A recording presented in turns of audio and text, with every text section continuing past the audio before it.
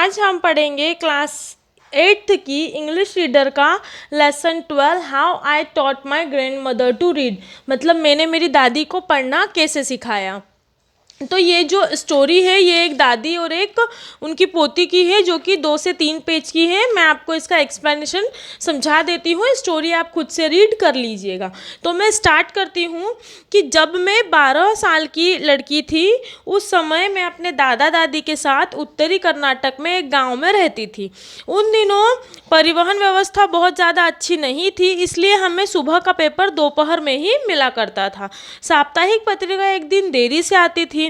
हम सब बस का बेसब्री से इंतज़ार करते थे, जो अखबार साप्ताहिक पत्रिका और डाक के साथ आती थी। उस समय त्रिवेणी कन्नड़ भाषा की एक बहुत लोकप्रिय लेखिका थी। वह एक अद्भुत लेखिका थी।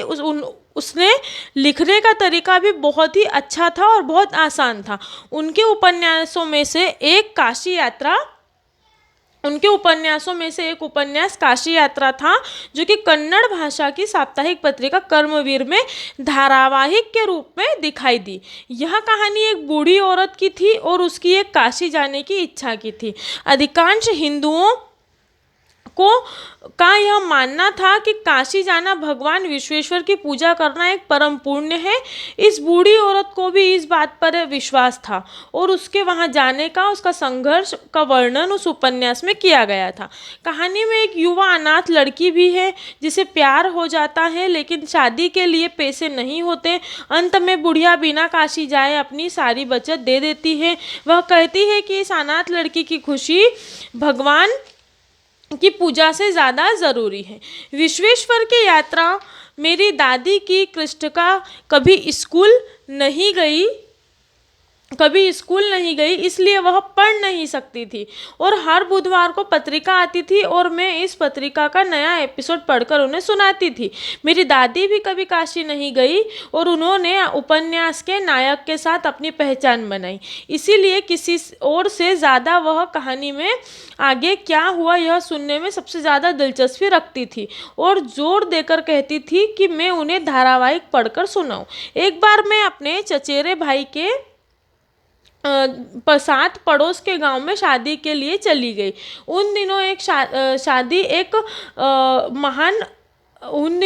महान घटना हुई। हम बच्चों ने खूब एंजॉय किया। हम लोगों ने गाने गाए, खेले, सभी कुछ किया, आज़ादी का स्वाद लिया, वहाँ पर रहने का बहुत ज़्यादा आनंद उठाया। सभी बुजुर्ग व्यस्त थे। मैं कुछ दिनों के लिए गई थी, लेकिन 1 हफ्ते तक वहीं रह गई।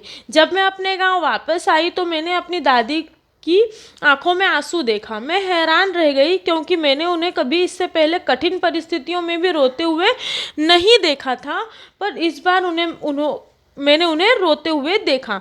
मैं परेशान हो गई।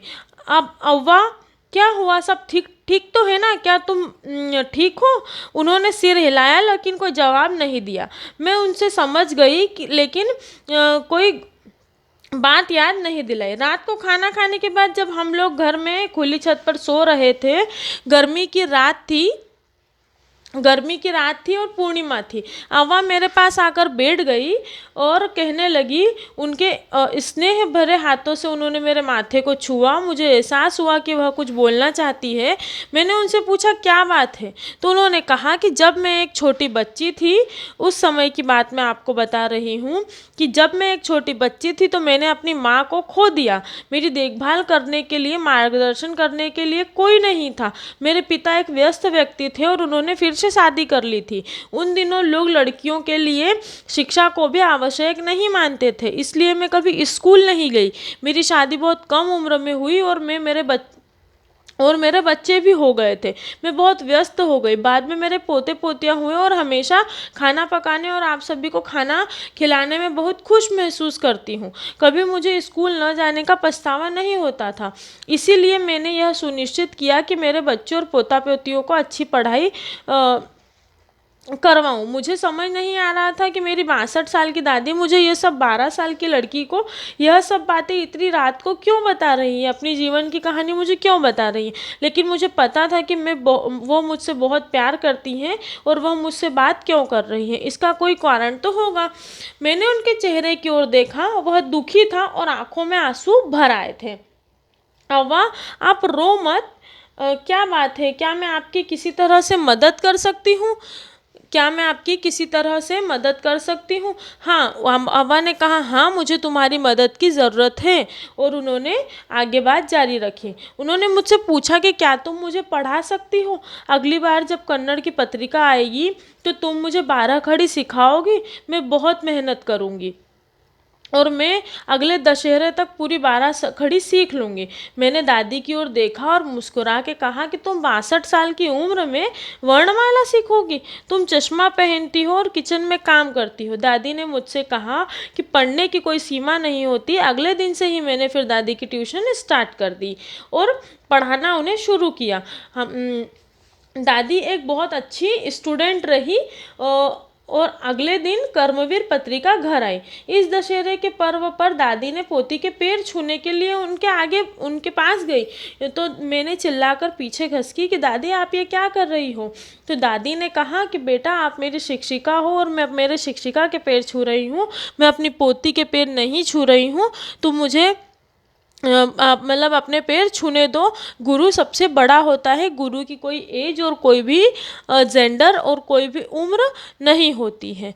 तब मैंने मेरी दादी को नमस्कार किया, उन्हें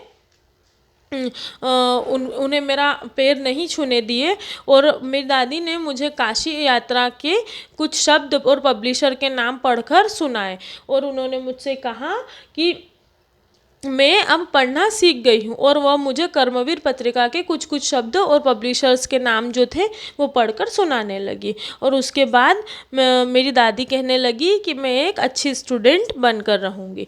तो ये जो स्टोरी है ये अपनी दादी की और एक पोती की है। तो मैं आपको स्टोरी समझा चुकी हूँ। नेक्स्ट वीडियो में हम इसके क्वेश्चन आंसर्स और पूरी एक्सरसाइज देखेंगे। अगर आपको मेरे वीडियोस यूज़फुल लगते हैं तो प्लीज़ चैनल को सब्सक्राइब कर लीजिए। Thank you so much.